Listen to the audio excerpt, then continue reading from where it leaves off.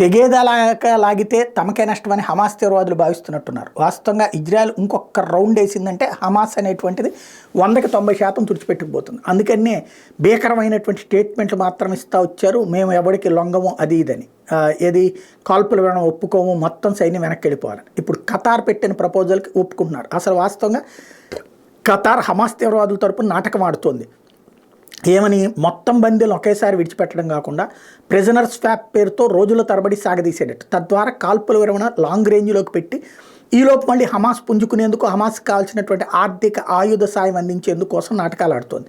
ప్రస్తుతం హమాస్ తీవ్రవాదులు ఖతార్ పెట్టినటువంటి ప్రపోజల్ ఏది ప్రిజనర్ స్వాపింగ్ అంటే కొంతమందిని ఖతార్ హమాస్ వదిలిపెడుతుంది, కొంతమందిని ఇజ్రాయెల్ వదిలిపెట్టేటటువంటి ఒప్పందాన్ని తీసుకొస్తే నిన్నటిదాకా కూడా చివరి ఇజ్రాయెల్ సైనికుడు వెళ్ళిపోయేదాకా మేము కాల్పుల విరమణ ఒప్పుకోమని చెప్పినటువంటి వాళ్ళు ఇప్పుడు ఒప్పుకుంటాం అంటున్నటువంటి పరిస్థితి. అంటే డీల్ క్లోజ్ అయితే కనుక దెబ్బతింటామని భయపడి వస్తున్నారు. ఇప్పుడు ఇజ్రాయెల్ బెంకంగా కూర్చుంది, అట్లా కుదరదు, మొత్తం ఒకేసారి విడిచిపెట్టాల్సిందేనని. ఏం జరుగుతుందో చూడాలి.